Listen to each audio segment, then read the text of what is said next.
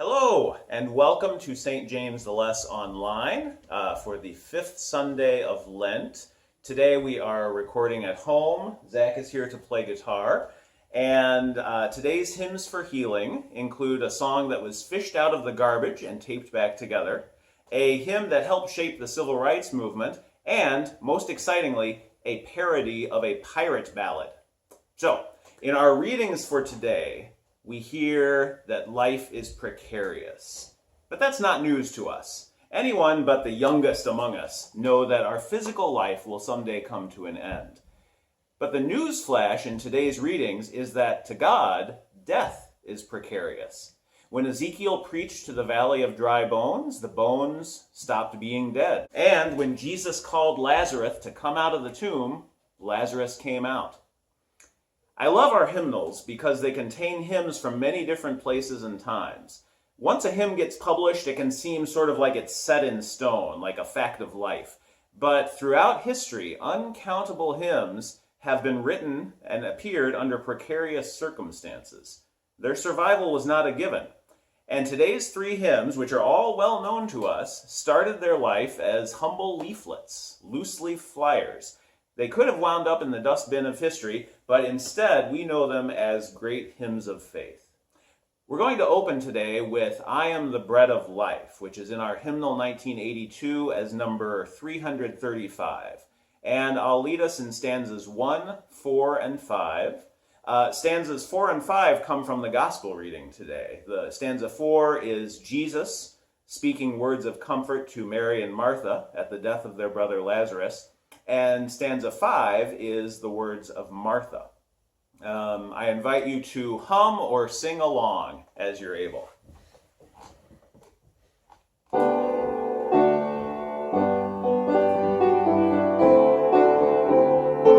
I am the bread of life. They who come to me shall not hunger. They who believe in me shall not thirst. No one can come to me unless the Father draw them, and I will raise them up, and I will raise them up, and I will raise them up on the last day. I am the resurrection. I am the life. They who believe in me, even if they die, they shall live forever, and I will raise them up, and I will raise them up, and I will raise them up on the last day. Yes, Lord, we believe that you are the Christ, the Son of God, who has come into the world, and I will raise them up, and I will raise them up, and I will raise them up on the last day. That song was written by Sister Suzanne Toolan, who was a nun and a high school teacher in San Francisco. And in 1964, the diocese there asked her to write a song for a convention. And so she wrote I Am the Bread of Life on a piece of paper and was playing it in her classroom one day, which was right next to the school's infirmary. And she didn't like the song, so she ripped up the piece of paper and threw it in the garbage. But then one of the students from the infirmary came in. They had heard her playing, and they said, "What was that? That was great." And so she reluctantly pulled the piece of paper out of the garbage, taped it back together, presumably sang it for the convention, and it started to take off. The other Catholic churches started including it in their services. Sister Toolan says there were many purple ditto copies going around, and eventually the song became popular across denominations and found its way into many hymnals like ours. Our second song today comes from Chicago, much closer to home. In the 20s and 30s, the songwriter Thomas A. Dorsey made his living as a blues man. He went by the stage name Georgia Tom, and he was also a musician at two Chicago churches, Ebenezer Baptist and Pilgrim Baptist, both of which are still going strong. He would sometimes bring copies of his original hymns to other churches so that he could try them out with those congregations and sell them for use in worship. In 1932, Dorsey and his family suffered a terrible tragedy. He was promoting his songs in St. Louis when he received word that his wife, Nettie, had died in childbirth. Dorsey tells the story this way. He rushed home to Chicago, and he said, "When I got back, I learned that Nettie had given birth to a boy. I swung between grief and joy. Yet that night, the baby died.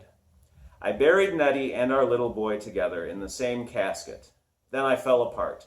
For days, I closeted myself. I felt that God had done me an injustice. I didn't want to serve him anymore or write gospel songs.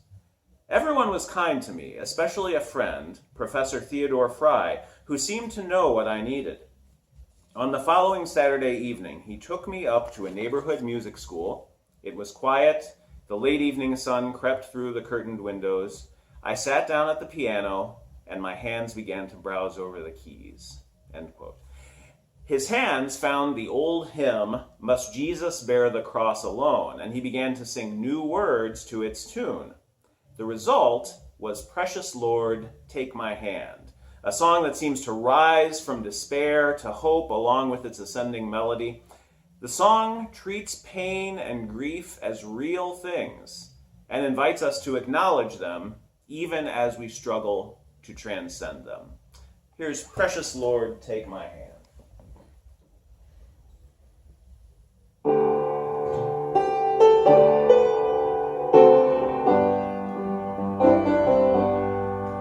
Precious Lord, take my hand, lead me on, let me stand. I am tired, I am weak, I am worn.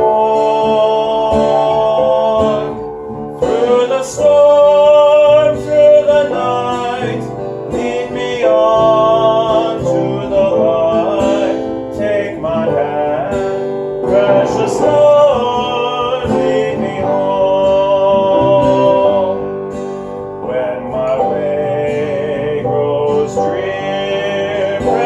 Lord, linger near when my life is almost gone.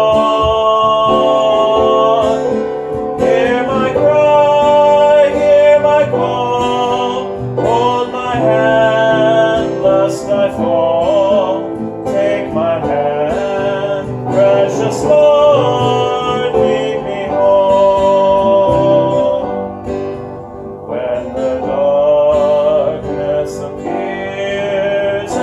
Night draws near, and the days past and gone. At the river I stand, guide my feet, hold my hand, take my hand, precious Lord, lead me home.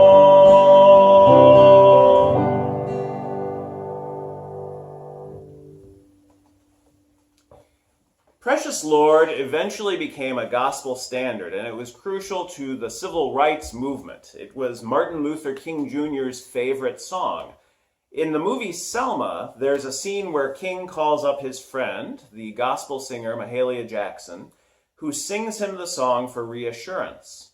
Whether that phone call actually happened in real life there's no doubt the song pulled Reverend King through some tumultuous and painful moments and gave him the strength to carry on. With some hymns, though, the journey from despair to hope is not immediately clear. In 1811, a new hymn appeared in a collection called A General Selection of the Newest and Most Admired Hymns and Spiritual Songs Now in Use. It's a long title for a short camp meeting songbook from Lynchburg, Virginia.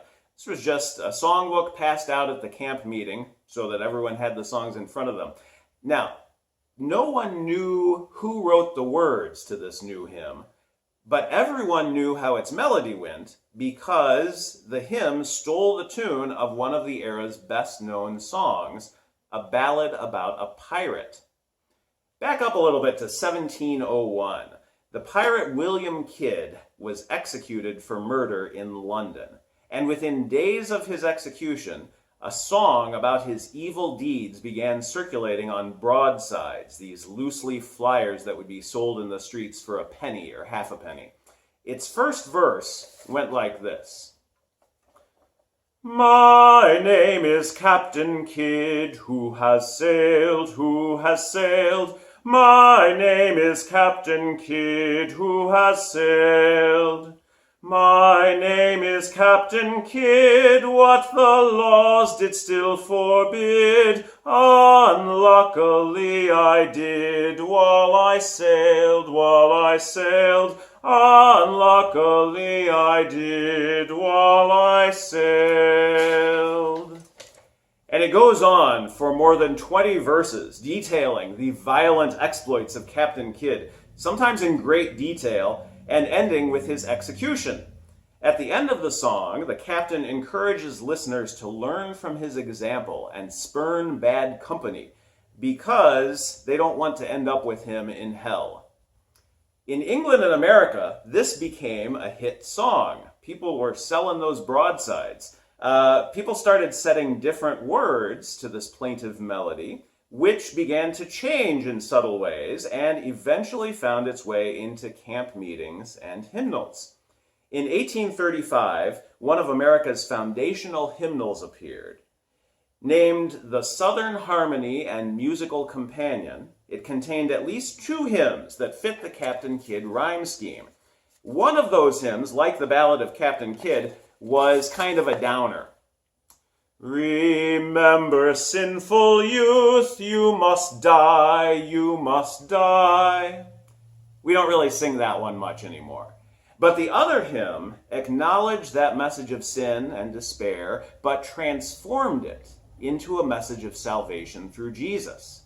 This was most evident in the second verse, which reminds me of Psalm 130, Out of the depths I cry to you, Lord. It goes, when I was sinking down, sinking down, sinking down, when I was sinking down, sinking down, when I was sinking down beneath God's righteous frown, Christ laid aside his crown for my soul, for my soul.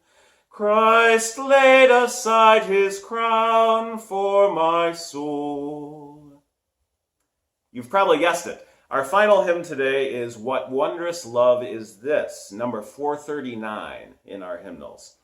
We hear the journey from despair to hope in its lyrics, and we also see it in the hymn's history. It started as a violent and crass pirate ballad, but transformed into a hymn of love and new life. Today it's a standard in hymnals, but 2 centuries ago it was just one of many Captain Kidd parodies circulating on broadsides and in hastily assembled camp meeting songbooks. Helped along by God's hand and the faith of God's people, it became the beloved standard that we know today. So, as we close with the 3 verses of wondrous love included in our hymnal, consider how God might be offering to take your hand. If your life cooped up at home has recently felt like you're stuck inside the garbage bin, how might God be ready to pull you out and tape you back together? How is Jesus calling you? How is Jesus calling me? like he called Lazarus, to move past fear and into new life. Here's Wondrous Love.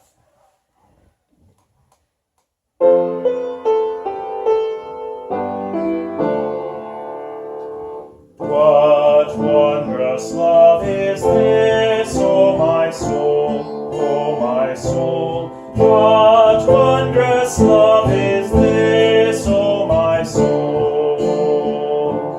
What wondrous love is this that caused the Lord of bliss to lay aside his crown for my soul, to lay aside his crown for my soul. To God and to the Lamb I will sing, to God and to the Lamb I will sing. To God and to the Lamb, who is the great I am, while millions join the theme, I will sing, while millions join the theme, I will sing. And when from death I'm free, I'll sing on, and when from death I'm free, I'll sing on. And when from death I'm free, I'll sing and joyful be, and through eternity I'll sing on, and through eternity I'll sing on. I'd like to thank you for joining Zach and me today. Blessings to you, and I hope you stay healthy and safe, and I'll see you soon.